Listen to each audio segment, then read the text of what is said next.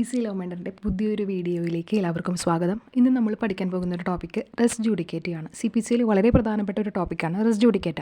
നമുക്കറിയാം section 11 of CPC ആണ് റെസ് ജുഡിക്കേറ്റയെ കുറിച്ച് പറയുന്നത്. റെസ് ജുഡിക്കേറ്റ എന്ന് പറയുന്നത് a case decided once cannot be filed again. അതായത് ഓൾറെഡി തീരുമാനിച്ച ഒരു കേസ് നമുക്ക് എന്ത് ചെയ്യാൻ പറ്റില്ല, വീണ്ടും ഫയൽ ചെയ്യാൻ സാധിക്കില്ല. അതിനാണ് റെസ് ജുഡിക്കേറ്റ എന്ന് പറയുന്നത്. ഇനി നമുക്ക് ഈ റെസ് ജുഡിക്കേറ്റയുടെ മീനിങ് എന്താണെന്ന് നോക്കാം. അതായത് a matter that has already been finally decided by a competent court cannot be tried again between the same party. അതായത് ഓൾറെഡി ഫൈനലി ഡിസൈഡഡ് ചെയ്തിട്ടുള്ള ഒരു കേസ് അതെങ്ങനെയായിരിക്കണം, ബിറ്റ്വീൻ ദ സെയിം പാർട്ടീസ് ആയിരിക്കണം. ആ കേസ് വീണ്ടും എഗെയിൻ നമുക്ക് എന്ത് ചെയ്യാൻ സാധിക്കില്ല, വീണ്ടും വിധി പറയാനായിട്ട് സാധിക്കില്ല. അതാണ് ഇതിൻ്റെ മീനിങ് എന്ന് പറയുന്നത്. അതായത് ഓൾറെഡി ഡിസൈഡഡ് ആയിട്ടുള്ള കേസ്, റെസ് ജുഡിക്കേറ്റ എന്ന് പറയുന്ന ടേമിൻ്റെ അർത്ഥം എന്താ, ഓൾറെഡി ഡിസൈഡ് ആയിട്ടുള്ള മാറ്റർ വീണ്ടും നമുക്ക് എന്ത് ചെയ്യാൻ പറ്റില്ല, വീണ്ടും വിധി പറയാനായിട്ട് എടുക്കാനായിട്ട് സാധിക്കില്ല. ഇനി നമുക്ക് ഈ റെസ് ജുഡിക്കേറ്റയുടെ കണ്ടീഷൻസ് നോക്കാം. ഫസ്റ്റ് കണ്ടീഷൻ എന്ന് പറയുന്നത് സെയിം ഇഷ്യൂ ആണ്. സെയിം ഇഷ്യൂ എന്ന് പറയുമ്പോൾ ആദ്യത്തെ കേസിൽ തർക്ക വിഷയം എന്താണോ, അതിലെ ഇഷ്യൂ എന്താണോ അത് തന്നെയാണ് രണ്ടാമത്തെ കേസിൽ ഇഷ്യൂ എന്നുണ്ടെങ്കിൽ അതെന്തായി, അത് റെസ് ജുഡിക്കേറ്റയായി. ഇനി രണ്ടാമത്തെ കണ്ടീഷൻ എന്ന് പറയുന്നത് സെയിം പാർട്ടീസ്. അതായത് ആദ്യത്തെ ഒരു കേസിലെ പാർട്ടീസ് ആയിരുന്നവർ തന്നെയാണ് രണ്ടാമത്തെ കേസിലും പാർട്ടീസ് എന്നുണ്ടെങ്കിൽ അത് സെയിം പാർട്ടീസായി, അപ്പോൾ ആ കേസ് റെസ് ജുഡിക്കേറ്റയാണ്. ഇനി മൂന്നാമത്തെ കണ്ടീഷൻ സെയിം ടൈറ്റിൽ. അതായത് ഈ പാർട്ടീസ് ഇപ്പോൾ ഒരു കേസിൽ ഒരു പ്രോപ്പർട്ടിയുടെ ഉടമയായിട്ടാണ് കേസ് കൊടുക്കുന്നതെന്നുണ്ടെങ്കിൽ രണ്ടാമത്തെ കേസിലും അദ്ദേഹം അതേ സെയിം പ്രോപ്പർട്ടിയുടെ ഉടമയായിട്ട് തന്നെയാണ് കേസ് കൊടുക്കുന്നത് എന്നുണ്ടെങ്കിൽ അതെന്തായി, സെയിം പാർട്ടീസാണ്. അപ്പോൾ ബിറ്റ്വീൻ ദ സെയിം പാർട്ടീസാണ്, സെയിം ഇഷ്യൂ ആണ് എന്നുണ്ടെങ്കിൽ അതെന്താണ്, റെസ് ജുഡിക്കേറ്റയാണ്. ഇനി അടുത്തൊരു കണ്ടീഷൻ കോമ്പിറ്റൻറ്റ് കോർട്ട്. അതായത് ഇപ്പോൾ അതായത് ഫൈനലി ആ കേസ് നമ്മൾ പറഞ്ഞു ഡിസൈഡ് ചെയ്തിട്ടുണ്ടെങ്കിൽ അത് റെസ് ജുഡിക്കേറ്റ് ചെയ്യാമെന്ന് പറഞ്ഞു. ആ ഡിസൈഡ് ചെയ്ത കോടതി ആ കേസ് വിധി പറയുന്നതിന് കോമ്പിറ്റൻ്റ് ആണ് എന്നുണ്ടെങ്കിൽ ആ കേസ് വീണ്ടും നമ്മൾ വിധി പറയാനായിട്ട് എടുക്കില്ല. അതായത് ഒരു കോമ്പിറ്റൻറ്റ് കോടതിയാണ് ആ കേസ് ഓൾറെഡി ഡിസൈഡ് ചെയ്തതെങ്കിൽ പിന്നെ നമ്മൾ വീണ്ടും ആ കേസ് വിധി പറയാനായിട്ട് എടുക്കില്ല. അടുത്തൊരു കണ്ടീഷൻ എന്ന് പറയുന്നത് മാറ്റർ ഫൈനലി ഡിസൈഡഡ്. അതായത് ഇപ്പോൾ ഒരു ഇൻ്ററിം ഓർഡർ ഒന്നും അല്ല. അതായത് ആ ഒരു കേസ് ആദ്യം മുതലേ നടന്ന് ഫൈനലി ആ മാറ്റർ ഡിസൈഡഡ് ചെയ്തു, ഫുള്ളി അത് കേസ് ട്രയൽ നടന്ന് ഫൈനലി ആ മാറ്റർ ഡിസൈഡഡ് ചെയ്ത് കഴിഞ്ഞിട്ടുണ്ട് എന്നുണ്ടെങ്കിൽ പിന്നീട് വീണ്ടും നമുക്ക് ആ ഇഷ്യൂ പറഞ്ഞ് കേസ് കൊടുക്കാനായിട്ട് പറ്റില്ല. അതെന്തായി മാറും, റെസ് ജുഡിക്കേറ്റയായി മാറും.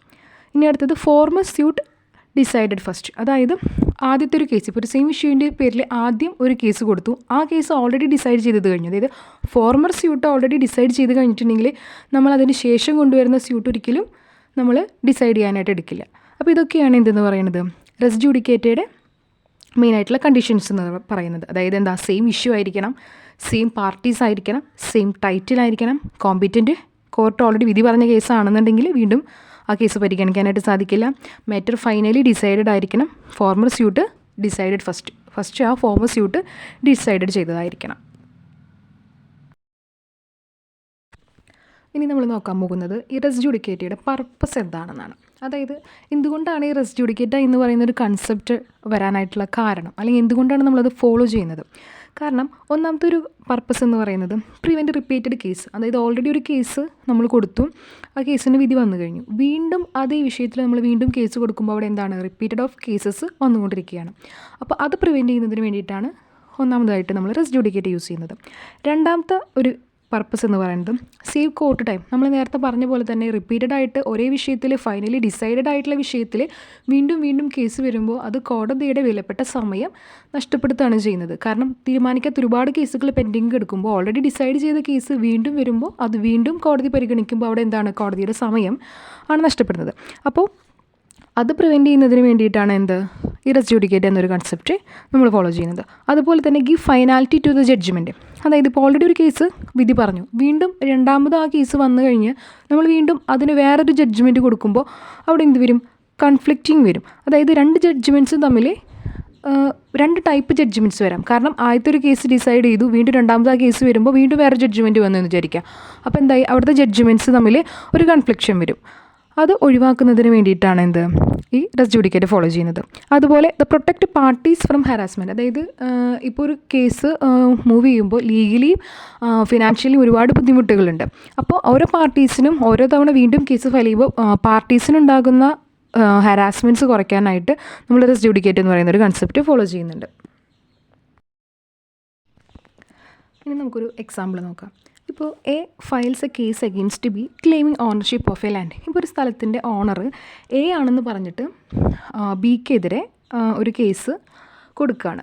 അപ്പോൾ കോടതി അതിൽ തീരുമാനിക്കുകയാണ് എ അല്ല ബി ആണ് ആ ലാൻഡിൻ്റെ ഓണറെന്ന് കോടതി തീരുമാനിച്ചു.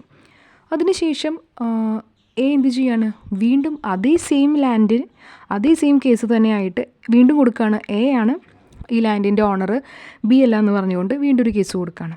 അപ്പോൾ അതെന്തായി, അത് വീണ്ടും ഓൾറെഡി ഡിസൈഡ് ചെയ്ത കേസ് വീണ്ടും പരിഗണിക്കാൻ കൊടുക്കുമ്പോൾ അതെന്തായി, റെസ് ജുഡിക്കേറ്റ് ആയി. കാരണം the court will reject the second case. കോടതി എന്ത് ചെയ്തു, സെക്കൻഡ് കേസ് റിജക്റ്റ് ചെയ്യും. അതിൻ്റെ റീസൺ എന്താണ്, അത് റെസ് ജുഡിക്കേറ്റ് ആയതുകൊണ്ട്. ഓൾറെഡി ഫൈനലി ഡിസൈഡ് ചെയ്ത കേസ് വീണ്ടും കോടതി ഒരിക്കലും പരിഗണിക്കില്ല.